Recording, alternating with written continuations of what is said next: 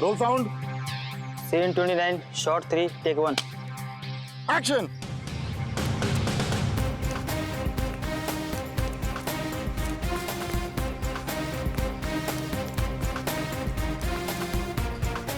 अगर इन लोगों ने मुझे पकड़ लिया तो मुझे जिंदा नहीं छोड़ेंगे। मुझे कैसे भी पुलिस को फोन कर इस ड्रग डील के बारे में इन्फॉर्म करना चाहिए। कहाँ जाऊं? हाँ हाँ, फोन बूथ।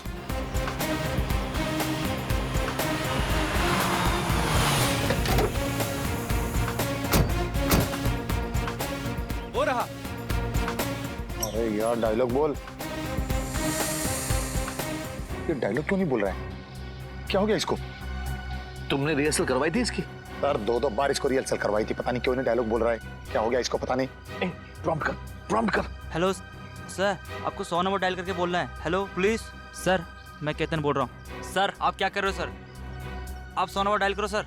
ये वो यहाँ भूत बन के क्यों खड़ा हो गया यार? इसको पता नहीं कैमरा कहाँ लगा हुआ है यार। ये बोल क्यों नहीं रहा है? काट इट।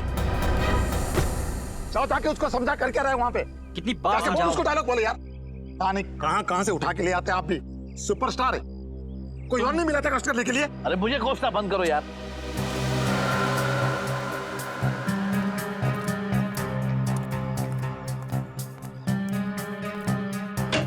सर आप डायलॉग बोल क्यों नहीं रहे हो सर?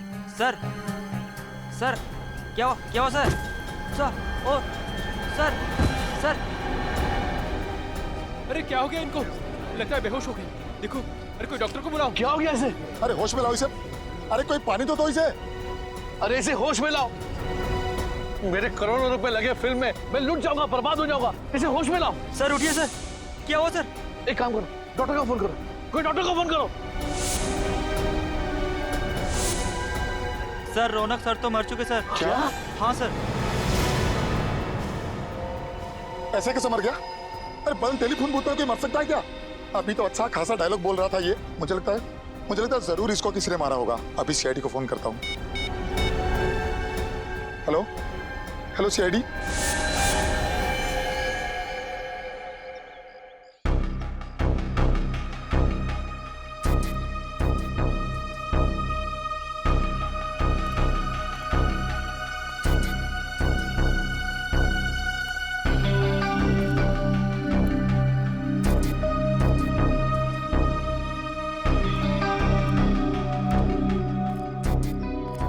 ना कोई चोट का निशान है, ना कोई घाव है, खून का एक धब्बा तक नहीं कहीं पर भी।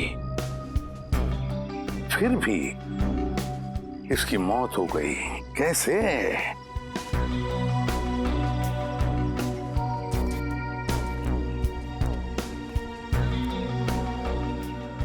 तुम्हारे कहने के मुताबिक तुम्हारी शूटिंग चल रही थी, मतलब ये यहाँ पर एक सीन चल रहा था। उस सीन में रौनक वहां से दौड़ के आया और यहाँ इस टेलीफोन बूथ में घुसा और फिर वहां खड़े खड़े मर भी गया। हाँ सर, मेरे बार डायलॉग प्रॉम्प्ट करने के बाद भी वहाँ से कोई रिस्पांस नहीं आ रहा था सर। फिर मैंने टेलीफोन बूथ का दरवाजा खोला सर, फिर वो मेरे ऊपर ही आकर गिर पड़े। एक बात बताओ, जब रौनक वहां से दौड़ते आया इस फोन बूथ में जाने के लिए, तब आप में से किसी को भी ऐसे लगा कि शायद रौनक को कुछ लगा हो या फिर किसी ने कुछ मारा हो जिसकी वजह से उसकी मौत हो गई इधर फोन बूथ में? नहीं सर, किसी ने उस पर कोई वार नहीं किया। क्या फोन बूथ के अंदर कुछ था जिसे हमारे आने से पहले आपने मिटा दिया हो? नहीं सर, किसी ने किसी भी चीज को हाथ नहीं लगाया। बड़ी अजीब बात है, किसी ने किसी भी चीज को हाथ नहीं लगाया, ना रौनक के साथ यहाँ पर कुछ भी हुआ, फिर भी उसकी मौत हो गई। कैसे? सर ये मरा नहीं है, जरूर इसे किसी ने मारा। वैसे आप कौन हैं? सर मैं इस फिल्म का प्रोड्यूसर हूँ। अच्छा, तो इस फिल्म के प्रोड्यूसर आप हैं और आप डायरेक्टर हैं। क्यों ये प्रोड्यूसर साहब ऐसा क्यों कह रहे हैं कि रौनक की मौत नहीं, उसे किसी ने मार डाला? सर मुझे कुछ नहीं पता सर मैं तो वहां बैठा अपना शॉट ले रहा था। रौनक जी अचानक से दौड़ते हुए और खड़े खड़े उनकी मौत हो गई। तुम्हें कुछ नहीं पता, यहाँ पर किसी को भी कुछ भी नहीं पता, फिर भी रौनक की मौत हो गई। सर, हमने सुना है कि मिस्टर रौनक की हत्या हुई। आप लोग अंदर कैसे आ गए? सर हमने सुना है इस फिल्म के लिए आपने करोड़ों रुपए का फाइनेंस लिया था। अगर रौनक जी की फिल्म रिलीज नहीं हुई तो क्या आपका दिवाला निकल जाएगा? ये किस तरह के सवाल कर रहे हैं आप लोग? और आप लोग अंदर आए कैसे? सिक्योरिटी, इन्हें अंदर कैसे आने दिया? सर आप बताइए कि... सर देखिए, तहकीकात जारी है, जैसे कुछ मिल जाएगा हम आपको इन्फॉर्म कर देंगे। तब तक हमें जरा अपना काम करने दीजिए। Thank you very much. आप पंकज, कुछ मिला? नहीं सर, बूथ में कोई भी निशान या सबूत नहीं है।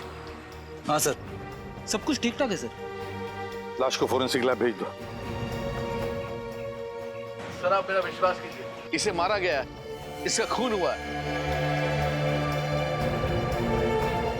वो तो हम पता लगा ही लेंगे कि रौनक का खून हुआ है या नहीं, और अगर खून हुआ है तो ये भी पता लगा लेंगे कि रौनक का खून किया किसने है। समझे आप?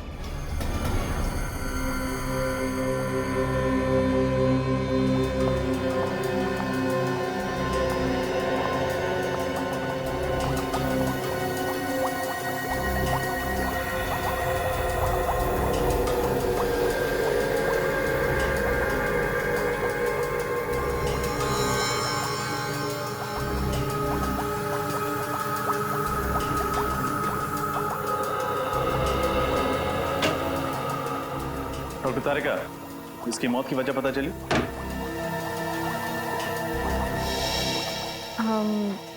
इसकी मौत दिल के दौरे की वजह से हुई है क्या? नहीं। तो फिर क्या वजह?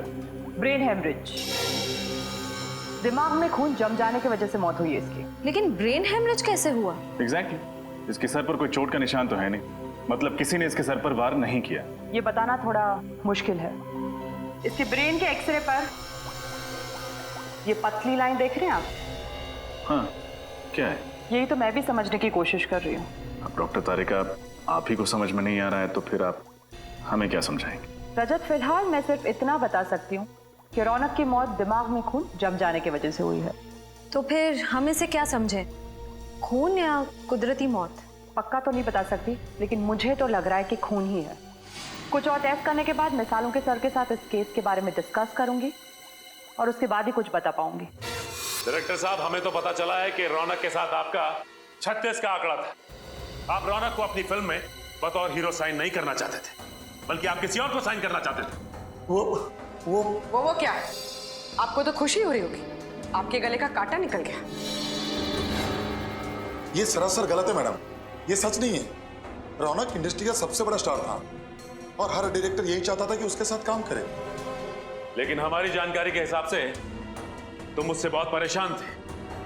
क्या छिपा रहे हमसे? हाँ, मैं परेशान था। बहुत नखरे थे उसके। एक तो लेटा रहा, ऊपर से जल्दी चले जाना, ये नहीं खाऊंगा, वो नहीं खाऊंगा, ये नहीं पहनना है, वो नहीं पहनना है, वगैरह वगैरह। क्या ये तुम्हारी पहली फिल्म है? नहीं मैडम, इससे पहले मैंने 1-2 छोटी मोटी फिल्में की हुई हैं, लेकिन इतने बड़े सुपरस्टार के साथ ये मेरा पहला मौका था मैम। मेरा तो कैरियर अभी शुरू हुआ था। मैं भला ये कैसे कर सकता हूँ? फिर कौन कर सकता है? हाँ, कौन कर सकता है ये घिनौना काम?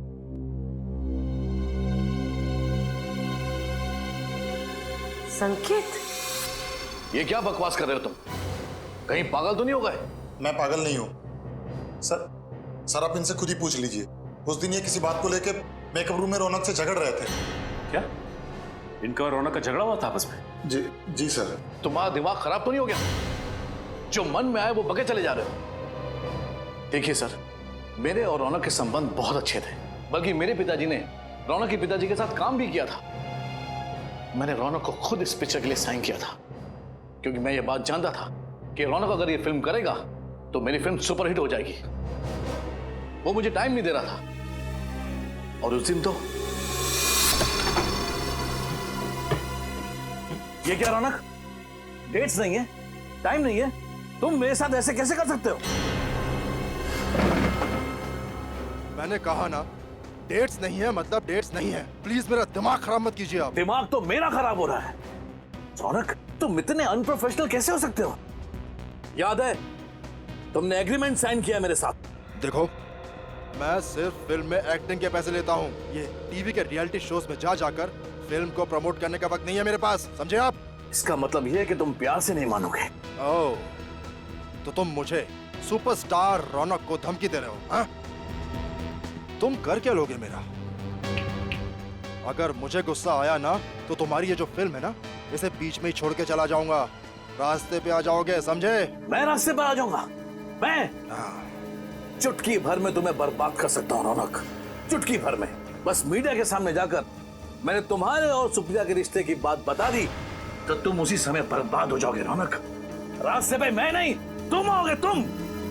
सुप्रिया?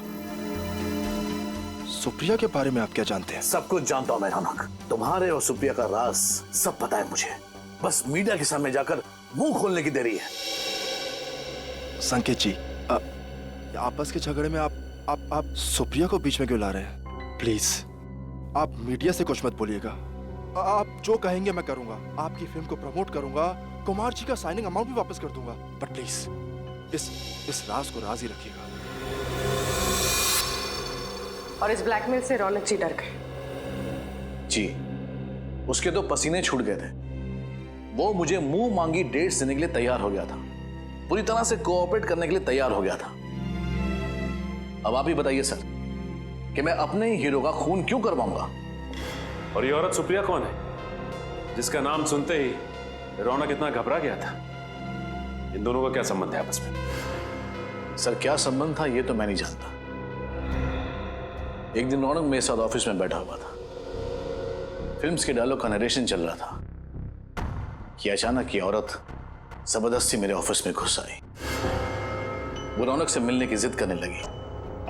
वो बहुत गुस्से में थी, चिल्लाने लगी, मेरे ऑफिस में तमाशा खड़ा करने लगी। फिर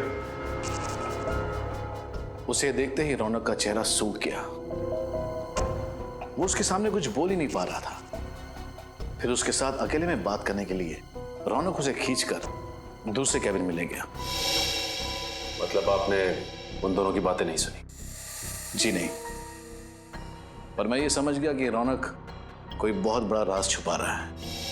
इसीलिए मैंने उसे झूठ मूठ कह दिया कि मैंने दरवाजे के बाहर उसकी सारी बातें सुन ली हैं और मुझे उसके राज का पता चल चुका है।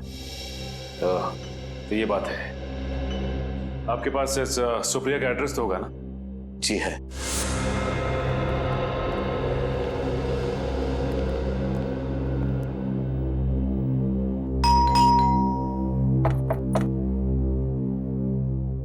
क्या बात है सर, कब से बेल बजा रहे हैं, कोई दरवाजा नहीं खोल रहा। लगता है कोई घर में नहीं है।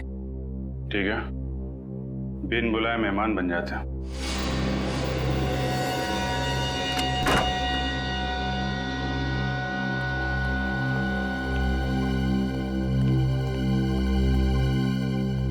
अच्छी तरीके से घर चेक करते हैं, देखो कुछ मिलता है क्या? सर,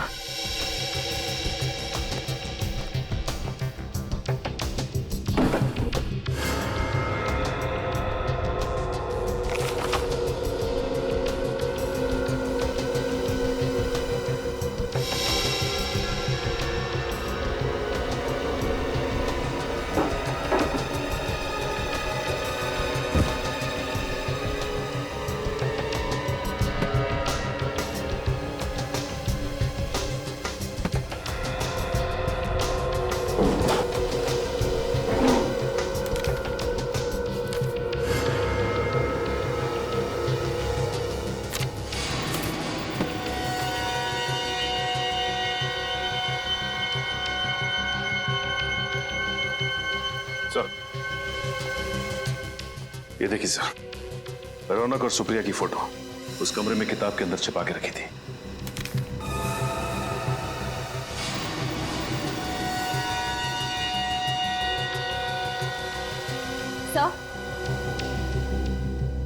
सही है, देखिए।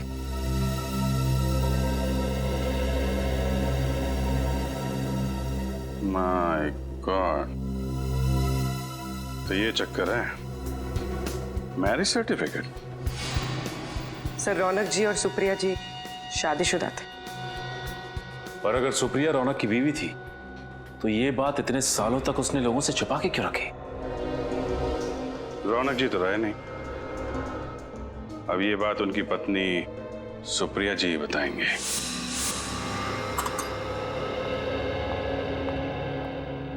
मैम। यस प्रिया। कान की स्किन मैंने चेक की है, वहाँ कहीं मुझे गन पाउडर नहीं दिखा। ओके।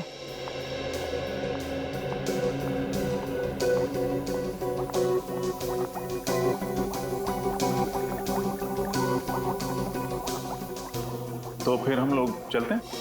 नहीं मतलब यहाँ रुकने का कोई फायदा मुझे तो नहीं दिख रहा। फायदा है रजत। क्या? इंतजार खत्म हुआ आप लोगों का। रौनक की मौत गोली से हुई है। गोली से?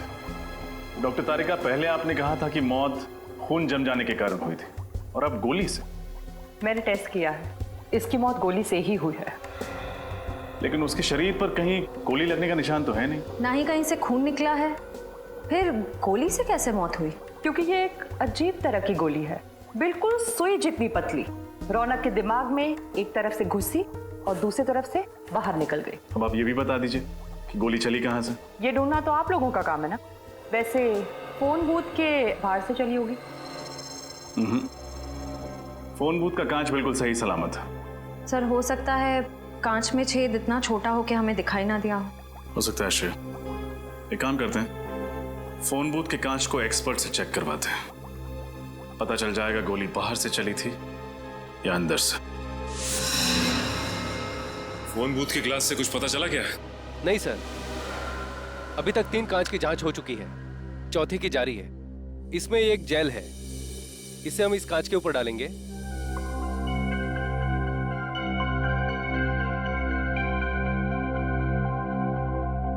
इस कांच पर फैलाने के बाद इसे एक सूखे कपड़े से पोंछ देंगे।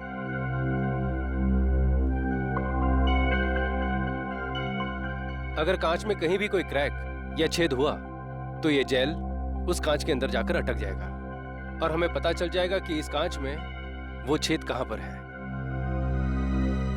सर, हमने टेलीफोन बूथ को अच्छी तरह से चेक किया था, अंदर कोई सुराग नहीं था।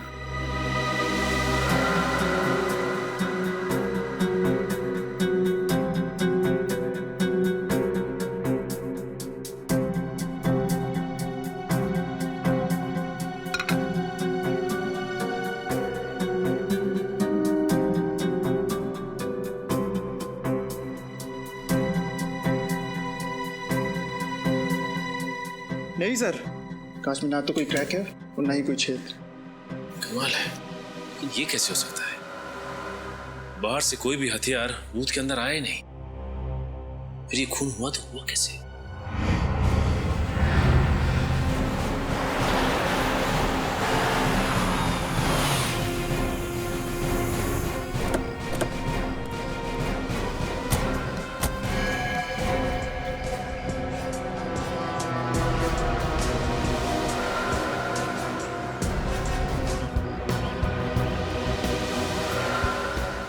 सर, वो रहा सीसीटीवी कैमरा, मगर टूटा हुआ है सर, वायर भी लटक रही है।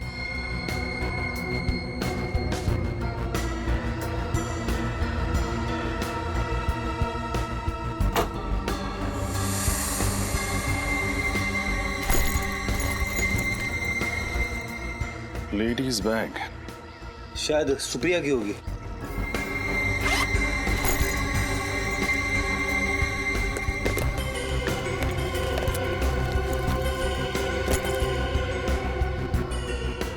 सुप्रिया का ही है, उसका लाइसेंस, उसके क्रेडिट कार्ड्स।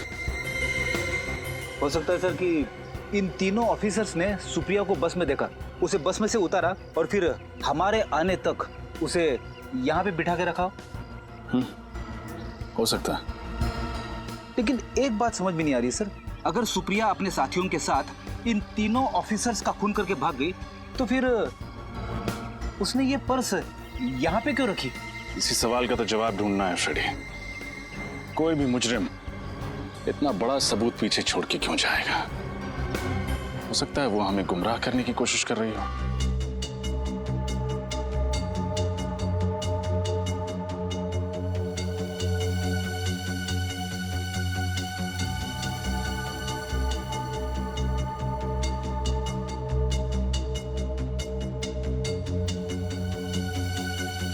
डॉक्टर तारिका, वो सुई जैसी गोली रौनक के एक कान में घुसी और दूसरे कान से निकली, और निकली बड़ी तेजी से। जाहिर सी बात है वार दूर से ही हुआ होगा। 1 मिनट। नहीं रजत, वार दूर से नहीं हुआ। तो फिर कहां से हुआ? एकदम नजदीक से, फोन बूथ के अंदर से। लेकिन डॉक्टर तारिका, हमने पूरा फोन बूथ चेक किया था, कांच भी सही सलामत थे। फिर कहीं वो गोली इस फोन के रिसीवर से तो नहीं निकली थी? नहीं श्रेया, रिसीवर से गोली नहीं निकली थी, क्योंकि रौनक को दाएं कान में से गोली घुसी और बाएं कान से गोली निकली, और उसने रिसीवर अपने बाएं कान में पकड़ के रखा था। यानी जो कुछ भी था जिसमें से वो गोली निकली थी, वो दाएं कान के करीब था। हाँ। हमें फिर से उसी जगह जाना पड़ेगा जहां पे रौनक की लाश मिली थी।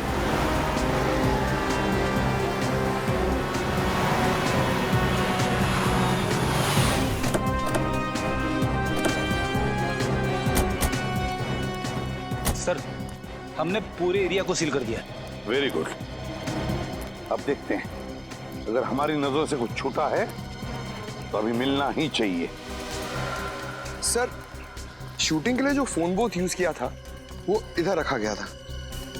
हाँ, फोन बूथ इधर था, और उस फोन के असिस्टेंट डायरेक्टर ने यह बताया था कि रौनक वहां से दौड़कर आया और इस फोन बूथ में आके खड़ा हो गया, फोन किया। जैसे ही वो असिस्टेंट डायरेक्टर यहाँ पर आया, उसने फोन बूथ का दरवाजा खोला, तब रौनक अपने पीठ के बल ऐसे यहाँ गिर गया। सर, ये मिस्टर रौनक सुपरस्टार थे, मगर एक्टर अच्छे नहीं थे। पंकज, हम यहाँ रौनक के एक्टिंग के बारे में डिस्कस करने नहीं आए, समझे? नहीं सर, मेरे कहने का मतलब था कि उनको कभी डायलॉग याद ही नहीं रहते थे, इसलिए तो वो ईयरफोन पहनते थे डायलॉग प्रॉम्प्ट सुनने के लिए। क्या कहा तुमने? ईयरफोन? ईयरफोन?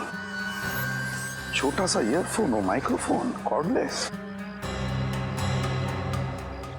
वो तो हमें लाश के ऊपर से नहीं मिला, फिर माइक्रोफोन गया कहां?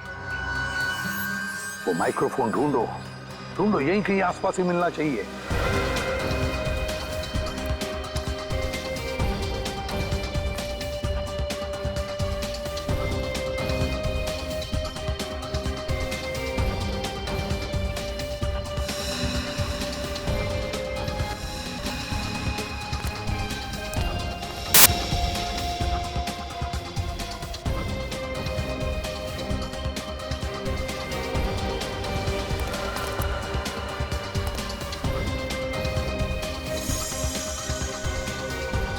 सर, ये देखिए सर।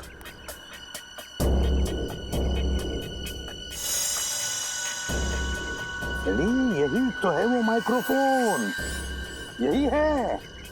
उठाओ इसे, संभल के, ध्यान से।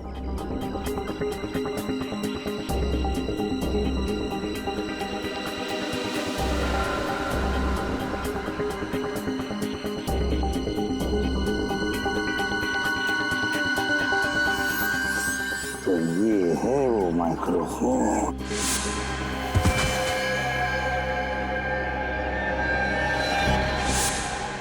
देखो कितना छोटा सा माइक्रोफोन है, कितना छोटा सा।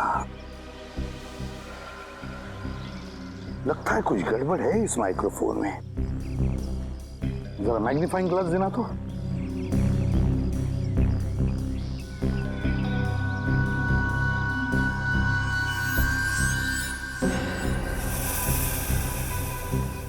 ये देखो, माइक्रोफोन की जाली फटी हुई है, छेद है उसमें। जाली अंदर से बाहर की तरफ फटी हुई है, अंदर से बाहर की तरफ।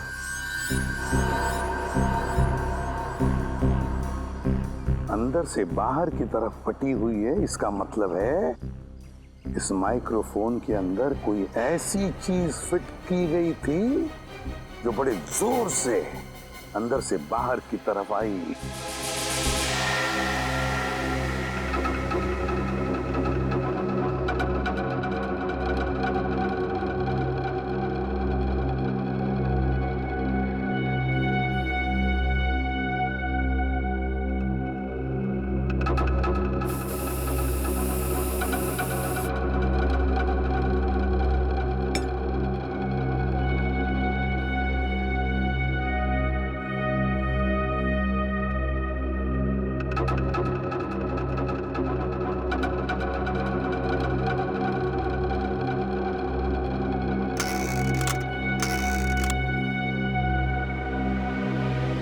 डॉक्टर तारिका,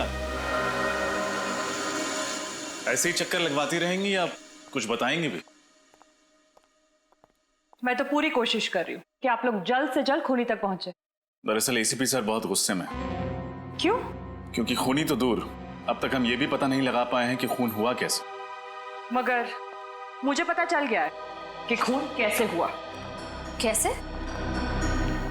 इस ईयरपीस पर कोई लोहे की चीज, पिन या सुई वगैरह लगी हुई थी जो रौनक के ब्रेन के आर पार हो गई।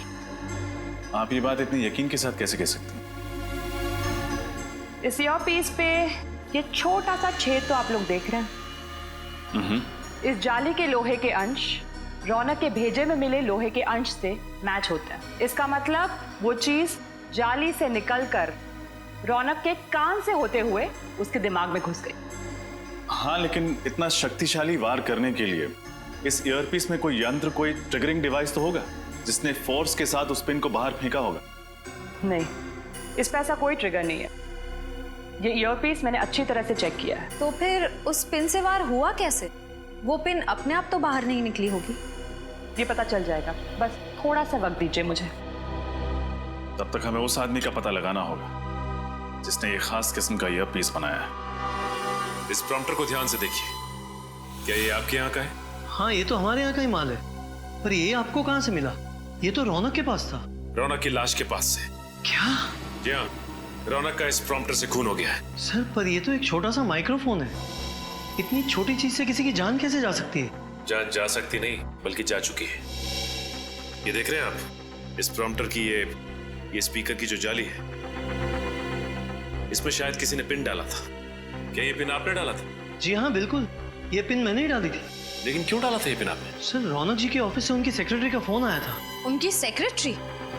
कोई औरत? हाँ, वो एक औरत थी और उसी ने मुझे कहा था ये पिन प्रॉम्प्टर के स्पीकर में डालने को। उसने कहा और आपने मान लिया? हाँ हाँ, पर तभी मुझे कुछ अजीब नहीं लगा था। उसने कहा था कि रौनक जी एक एक्शन सीक्वेंस शूट करने वाले हैं जिसमें खूब उछलना कूदना होगा, इसलिए उन्हें ये पिन चाहिए थी जिसकी वजह से प्रॉम्प्टर कान में अपनी जगह से हिले नहीं। लेकिन सर, रौनक की तो कोई सेक्रेटरी नहीं थी ना? हाँ श्रेया, इस खूनी ने ये खून बड़ी बारीकी से प्लान किया था। मुझे तो लगता है कि सुप्रिया का भी हाथ है इसमें। हाँ सर, मुझे भी यही लगता है। जिस तरह से वो सिक्योरिटी ऑफिसर को मार के भागी चेक नाके पे, उससे तो यही लगता है कि और भी लोग इसमें शामिल हैं। सुप्रिया को जल्द से जल्द पकड़ना होगा, जल्द से जल्द।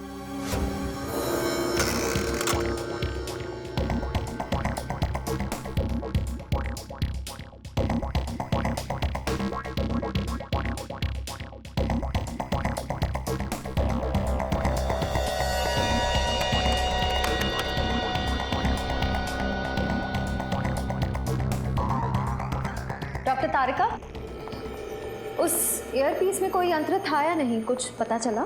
नहीं श्रेया, यंत्र ईयरपीस में नहीं बल्कि फोन के रिसीवर में था। फोन के रिसीवर में? लेकिन आपने तो कहा था कि सुई दाएं कान से घुसकर बाएं कान से बाहर निकली और रौनक ने फोन का रिसीवर बाएं कान पे पकड़ा था। तो फिर यंत्र फोन के रिसीवर में कहां से आया? दरअसल सुई ईयरपीस से बाहर फेंकी नहीं बल्कि फोन के रिसीवर से खींची गई थी। खींची गई थी? मतलब? आइए मैं दिखाती हूँ।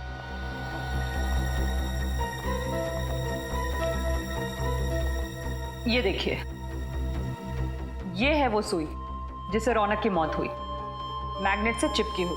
और इस चुंबक की वजह से सुई दाएं कान में घुसी और बाएं कान से बाहर निकल आई। जी हाँ, और ये मैग्नेट कोई मामूली मैग्नेट नहीं है, ये एक खास किस्म का मैग्नेट है जिसे नियोडायमियम मैग्नेट कहते हैं। इसकी चुंबकीय शक्ति एक मामूली मैग्नेट से 10 गुना ज्यादा होती है। और इसके अलावा इस मैग्नेट पर ये बैटरी भी लगी हुई थी अलग से, जिसकी वजह से ये शक्तिशाली मैग्नेट और भी पावरफुल हो गया। और पावर बढ़ जाने की वजह से ये सुई आसानी से मैग्नेट की ओर खिंच गई। हाँ, और फोन के अंदर इस मैग्नेट में जा चिपकी, इस वजह से हमें दिखी भी नहीं। सर, इतनी खतरनाक प्लानिंग, ये काम तो किसी इंजीनियर का ही हो सकता है। सही कहा तुमने श्रेया, इंजीनियर। सुप्रिया भी तो इंजीनियर ही है ना? वो एक गाड़ी बनाने वाली फैक्ट्री में काम करती है। हाँ सर। सर मुझे लगता है हमें सुप्रिया से पूछताछ करनी चाहिए। हाँ श्रेया, सुप्रिया से भी और उस आदमी से भी जो ये खास किस्म का मैग्नेट बेचता है। सर 2 दिन से मेरी बेटी लापता है, उसका फोन भी नहीं लग रहा। उसके घर पे पता किया तो उसकी कोई खबर नहीं मिली। इसी सिलसिले में हम आपसे बात करने आए हैं। हमें शक है कि सुप्रिया ने रौनक जी का खून किया। क्या? नहीं, ये नहीं हो सकता सर, ये नामुमकिन है। क्यों नहीं हो सकता?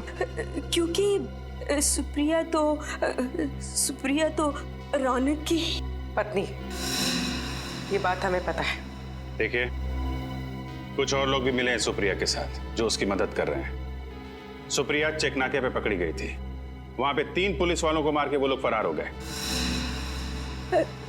नहीं सर, ऐसा नहीं। आप मेरी बेटी पर गलत इल्जाम लगा रहे हैं। वो किसी का खून कर ही नहीं सकती। अरे रौनक का तो कभी नहीं।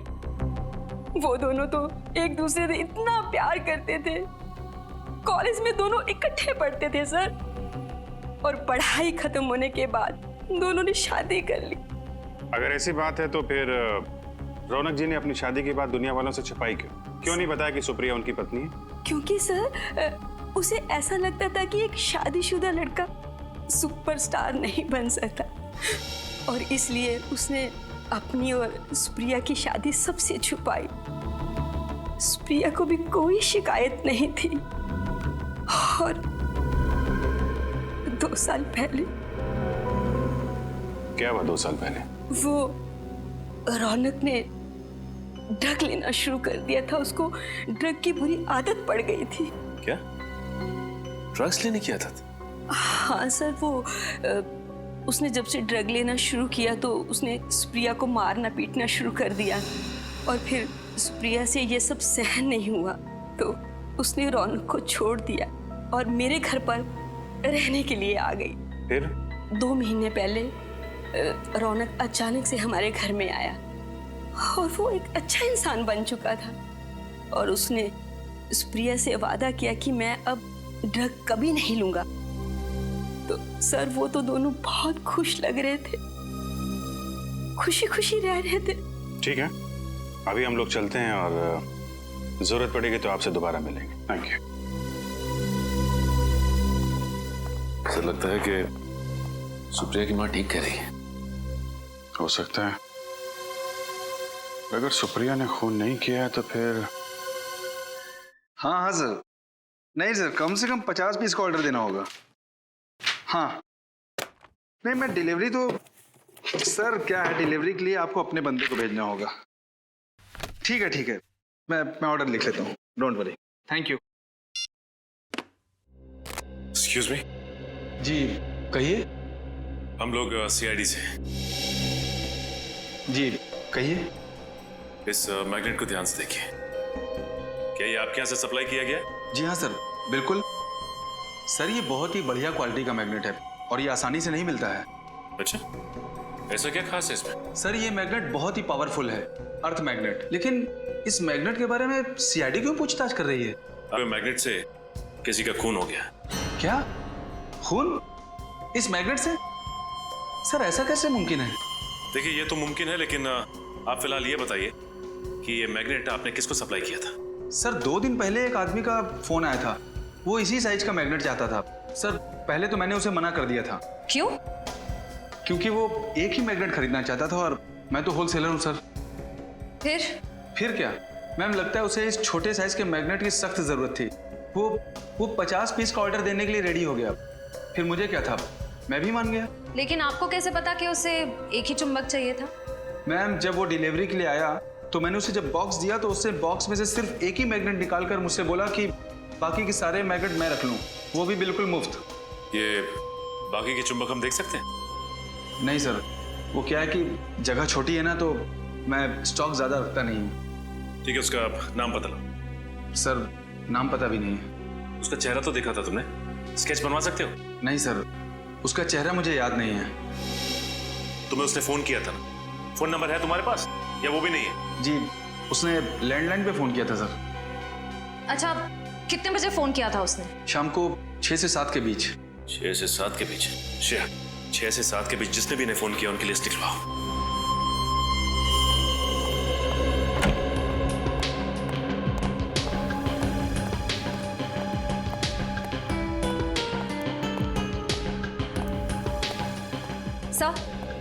सर मैंने उस मैग्नेट सप्लायर के सारे कॉल रिकॉर्ड्स चेक किए। इस सीडी में वो सारे नंबर्स हैं जिनसे उस मैग्नेट सप्लायर को उस शाम कॉल्स किए गए थे। That's really good. अब खूनी का आसानी से पता चल जाएगा। एक काम करो श्रेया, इस सीडी को सिस्टम में रन करके देखो कोई नंबर ऐसे हैं जो इस केस से जुड़े हैं। Sir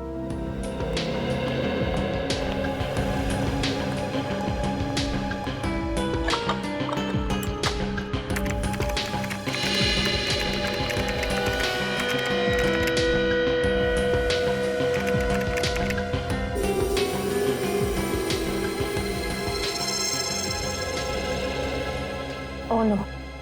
Sir? श्रेया, इसका नंबर है? सर उस शाम 6 से 7 के बीच इस लैंडलाइन नंबर से कॉल किया गया था और ये नंबर उस ऑटोमोबाइल कंपनी के नाम रजिस्टर्ड है जिसमें सुप्रिया काम करती है। ये क्या चक्कर है? मगर सुप्रिया की माँ को तो पूरा यकीन है कि सुप्रिया बेकसूर है। हाँ सर, और रौनक की मौत से सुप्रिया को कोई फायदा नहीं होने वाला था। इनफैक्ट 2 महीने पहले दोनों में सुलह भी हो गई थी। श्रेया, ये भी तो हो सकता है कि रौनक की प्रॉपर्टी के लिए सुप्रिया ने उसका खून कर दिया। लेकिन सर रौनक ने अपनी सारी प्रॉपर्टी, सारे इन्वेस्टमेंट सुप्रिया के नाम कर दिए थे। उसके सारे डॉक्यूमेंट्स मुझे सुप्रिया के कमरे से ही मिले थे। कमाल है, अगर सुप्रिया को पहले से ही पता था कि रौनक ने सारी प्रॉपर्टी उसके नाम कर दी है तो फिर वो रौनक क्यों मारेगी? सर यही तो समझ में नहीं आ रहा। एक काम करते हैं श्रेया, इस सुप्रिया के ऑफिस चलते हैं, क्योंकि ये फोन सुप्रिया के ऑफिस के लैंडलाइन से आया था, उसके मोबाइल से नहीं। मतलब बात कुछ और ही है। एक्सक्यूज मी, यहाँ का इंचार्ज कौन है? जी मैं यहाँ का सुपरवाइजर हूँ, परेश। क्या बात है सर? देखिए हम लोग सीआईडी से और एक खून की तहकीकात कर रहे हैं। हमें शक है कि आपकी एक कर्मचारी सुप्रिया ने खून किया है। सुप्रिया और खूनी? मुझे विश्वास नहीं हो रहा है सर। देखिए आपको विश्वास हो ना हो, लेकिन सुप्रिया ने अपने पति का खून किया है।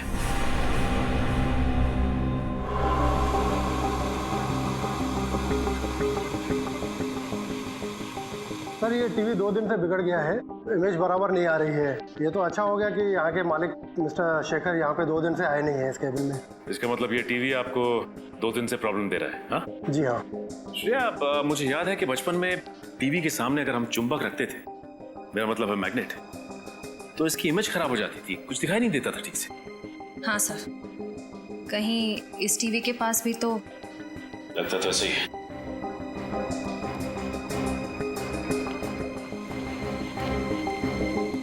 ये आप क्या कर रहे हैं सर?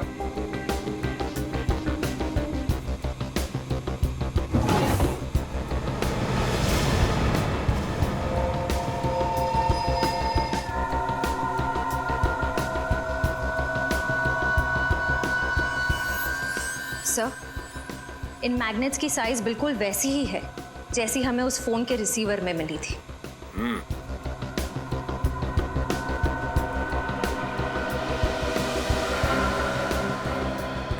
ये मैग्नेट यहाँ पे कहाँ से आया?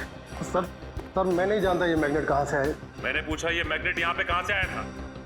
क्या जरूर कोई ना कोई आया था? सर 2 दिन पहले मिस्टर शेखर आए थे यहाँ पे रात को ये मैग्नेट्स लेकर। तो मिस्टर शेखर अपने कैबिन में आए थे 2 दिन पहले, और वो भी रात को, और इन मैग्नेट्स को यहाँ पर रख कर चले गए। इसका मतलब जिसकी तलाश हमें है वो और कोई नहीं बल्कि शेखर ही है। नीचे करो। क्या हाल बना रखा है इसका? मर तो नहीं गई? जिंदा है सर। बच गए तुम दोनों आज। आज का दिन तुम दोनों के लिए आखिरी दिन होगा। इसमें हमारी क्या गलती है सर? गलती के बच्चे, कितने घंटे हो गए, अब तक होश में क्यों नहीं आई? पूरी बोतल क्लोरोफॉर्म की सुंघा दी क्या इसको? नहीं बॉस, चेकनाका पर जब कांस्टेबल को गोली मारी तो ये भागने लगी। पकड़ने की कोशिश की तो हाथ में काट लिया, शायद इसलिए ज्यादा क्लोरोफॉर्म सुंघा दिया। कितना बोलता है तू? अब चुप कर, जाके पानी लेके इसके मुंह पे छाट। हाँ बॉस।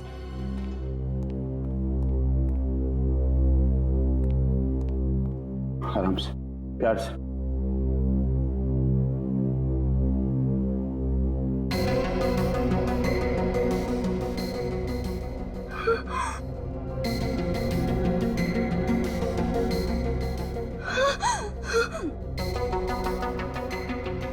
शेखर, होश में आते ही पहचान लिया।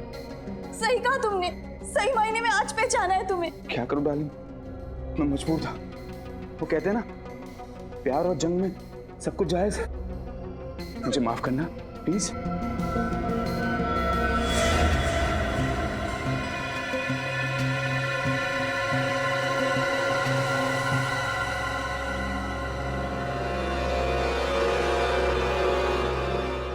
इतना बड़ा धोखा शेखर। मैं धोखेबाज नहीं हूं सुप्रिया, मैं तुम्हें कोई धोखा नहीं दिया। मैं तो तुम्हें पागलों की तरह प्यार करता हूं। ये कैसा प्यार शेखर? पहले तुमने रौनक को मार दिया और अब मुझे यहाँ। ओह, तो ये है शेखर। इसी ने सुप्रिया को किडनैप करके रखा हुआ है। सर, कुंडों के पास गन्स है। अगर हम सीधे घर के अंदर घुसेंगे तो सुप्रिया की जान को खतरा हो सकता है। एक काम करते हैं, जिस मैग्नेट का इस्तेमाल इस शेखर ने किया था रौनक को मारने के लिए, उसी मैग्नेट का इस्तेमाल हम भी करेंगे। वो कैसे सर? याद है श्रेया तुम्हें, डॉक्टर तारिका ने क्या कहा था कि अगर इस चुंबक पे इलेक्ट्रिक का इस्तेमाल करो तो इसकी शक्ति और बढ़ जाती है। बस हमें एक इलेक्ट्रिकल वायर की जरूरत है। आसपास देखते हैं, चलो।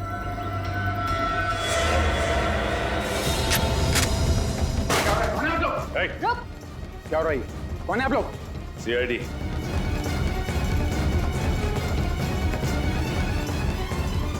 सीआईडी? हाँ, CID mister Shekhar. Mister Shekhar, जिस तरह मैग्नेट से तुमने रौनक को मारा ना, उसी तरह मैग्नेट से हमने तुम्हें अपने कब्जे में कर लिया। गलती भी नहीं भागने की। सीआईडी से कोई नहीं बच सकता।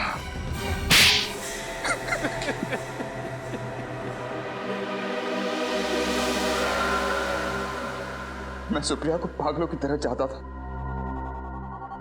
लेकिन जब उसने मुझसे शादी करने के लिए इनकार कर दिया तो मुझे बहुत गुस्सा है। मगर सुप्रिया तो शादीशुदा थी ना, उसकी रौनक से शादी हो चुकी थी। जानता था मैं सब, मगर सुप्रिया को मैंने 2 साल तक रोते बिलखते देखा था। वो जिंदगी से निराश हो चुकी थी, तब मैंने उसे संभाला था। वो तो अपने ड्रग एडिक्ट पति को तलाक भी देने वाली थी। उसके बाद हम दोनों शादी करने वाले थे, मगर अचानक एक दिन अचानक रौनक ने अपने ड्रग्स लेने की आदत छोड़ दी। वो सुधर गया था और अपनी पत्नी को वापस पाने के लिए वो अपनी शादी का ऐलान करने को भी तैयार हो गया। हाँ, सुप्रिया ने रौनक को माफ कर दिया था और वो उसके पास वापस चली गई। मेरे प्यार और एहसान को भूल चुकी थी वो। मैं बहुत करीब आया, सुप्रिया को पाने की पूरी कोशिश की, लेकिन उसने मुझसे कहा कि वो रौनक से बहुत प्यार करती और वो उसे छोड़कर मेरे पास कभी नहीं आएगी। और इसलिए तुमने रौनक का खून कर दिया और सुप्रिया से शादी करने की प्लानिंग कर ली। अगर तुम सुप्रिया को चाहते थे, उससे प्यार करते थे, तो रौनक के खून के इल्जाम में उसे फंसाया क्यों तुमने? क्योंकि मुझे लगा कि चेक नाका के ऑफिसर्स के खून के बाद सीआईडी को लगेगा कि असली खूनी सुप्रिया ही है।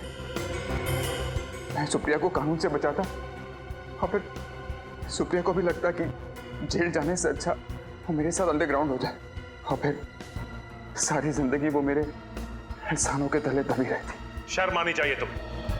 सच्चा प्यार वो होता है जिसमें लोग एक दूसरे के लिए बलिदान देते हैं, लेकिन तुमने सुप्रिया को पाने के लिए उसके पति का खून कर दिया।